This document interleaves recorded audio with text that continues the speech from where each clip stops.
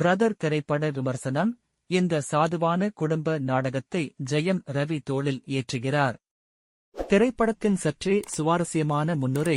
ஒரு மனிதன் தன் குடும்பத்துக்காக தன் மதிப்புகளை விட்டுக் கொடுக்க வேண்டிய கட்டாயம் ஒரு மந்தமான திரைக்கதையால் கைவிடப்பட்டது. பிரதர் ஆரம்பத்திலேயே பால் துப்பாவின் தொற்று பாடலான மக்காமிஷியை பெறுகிறோம். இது வழக்கமான ஹீரோ அறிமுக பாடல் அல்ல. ஏனென்றால் காதல் எப்படி அனைவரையும் வெல்கிறது, எல்லா கடவுள்களும் ஒன்று அல்லது தமிழ் இறுதி மொழி என்பது பற்றிய சோர்வான ட்ரோப்களை பாடல் வரிகள் தவிர்க்கின்றன. இது கதாபாத்திரத்தை பார்வையாளர்களுக்கு அறிமுகப்படுத்துகிறது. தோராயமாக மொழிபெயர்க்கப்பட்டால் முதல் சில வரிகள், நீங்கள் தவறு செய்துள்ளீர்கள், ஆனால் நீங்கள் என்னை பார்க்கிறீர்கள். நீங்கள் உங்கள் வீட்டில் விதிகளைப் பற்றி பேசுகிறீர்கள், ஆனால் நான் அவற்றை வெளியே கொண்டு வரும்போது அதை உங்களால் கையாள முடியாது. பாடல் கவர்ச்சியாக இருப்பதைத் தவிர ஒரு நோக்கத்திற்காக உதவுகிறது.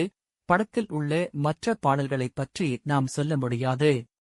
உடனே கார்த்திக்கை ஜெயம் ரவி வார்த்தைகள் சுருங்காத ஒரு பையனாக பார்க்கிறோம். அவர் ஒரு கிளர்ச்சியாளர், ஒரு உண்மையைச் சொல்பவர். பள்ளி நாட்களிலிருந்தே ஆசிரியர்களிடம் வாக்குவாதம் செய்ததில் இருந்தே இந்த பண்பு அவருக்கு உண்டு. அதனால்தான் அவர் சட்டம் படிக்க முடிவு செய்தார். பட்டித் தேர்வில் ஒரு அமைச்சரின் மகனுக்காக தனது பேராசிரியர் தன்னார்வத் தொண்டர்களை ஏமாற்றும் போது அதை அவரால் புறக்கணிக்க முடியாது. கார்த்திக் அதை பதிவு செய்து அதை கசிவிடுகிறார். அவருக்கு பட்டப்படிப்பு செலவாகிறது. அவர் கவலைப்படுகிறாரா? ஒரு பிட் இல்லை. பின்னர் அவர் தனது அடுக்குமாடி கட்டிடத்தில் நிழலான நடைமுறைகளைக் கண்டறிந்ததும் அவர் ஒரு புகாரை பதிவு செய்தார். இதனால் அவரது அண்டை வீட்டார் கோபமடைந்தனர். கார்த்திக்கை பொறுத்தவரை தொடர்ந்து சண்டையிட்டாலும் நியாயம்தான் முதலில் வரும். இருப்பினும் அவரது அப்பா இந்த முடிவில்லா சண்டையால் சோர்வடைந்து அது பற்றி கவலைப்பட்டு உண்மையில் அவர் மன அழுத்தம் மற்றும் உயர் இரத்த அழுத்தத்தால் மயக்கமடைந்தார். கட்டணத்தை பார்த்த கார்த்திக்கின் சகோதரி பூமிகா சாவ்லா அவர்களின் பெற்றோருக்கு உறுதியளித்து ஊட்டியில் உள்ள தனது இடத்திற்கு அழைத்துச் சென்று சரி செய்வேன் என்று உறுதியளித்தார். ஆனால் ஊட்டியில் கார்த்திக் இன்னும் கார்த்திக் எப்பொழுதும் சரியானதை துரத்துகிறார். இது விரைவில் அவரது கணவனையும் மாமியாரையும் சுவர் ஏறி குடும்பத்தை பிளவுபடுத்துகிறது. இறுதியாக முறிவு நிலைக்கு தள்ளப்பட்டு விரக்தியடைந்த தந்தை ஒரு உண்மை குண்டை வீசுகிறார். அது கார்த்திக்கை அவரது மையத்தில் உலுக்கி அவரது வழிகளை மறுபரிசீலனை செய்ய வைக்கிறது. இப்போது முதன்முறையாக அவர் தேர்வு செய்ய வேண்டும், தனது மதிப்புகளில் தொடர்ந்து நிற்பது அல்லது அவரது அப்பாவின் அங்கீகாரத்தை பெற குடும்ப பிளவை கட்டுப்படுத்துவது. அந்நியனில் அம்பி எதிர்கொண்டவற்றின் நீர்த்துப் போன பதிப்பாக இங்குள்ள மோதல் உணர்கிறது. ஆனால் ஒரு மெலிதான திரைக்கதையின் காரணமாக சகோதரனின் அமைப்பு குறியை தாக்கவில்லை.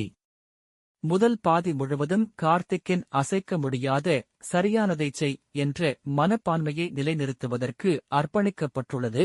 இதை எழுத்தாளரும் இயக்குனருமான எம். ராஜேஷ் பெரும்பாலும் லேசான நகைச்சுவையாக கருதுகிறார்.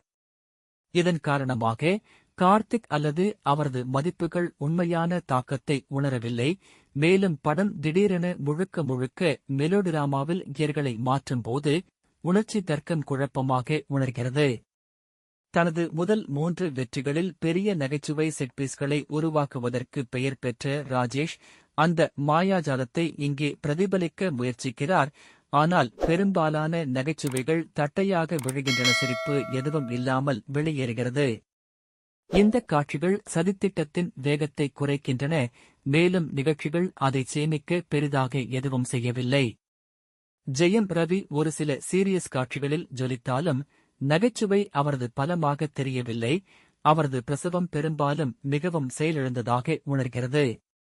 இதற்கிடையில் பிரியங்கா மோகனின் பாத்திரம் எழுதப்பட்டது பெரும்பாலும் காதல் ஆர்வம் நிலைக்கு மட்டுமே, மேலும் அவரது குறைவான நடிப்பு உதவவில்லை.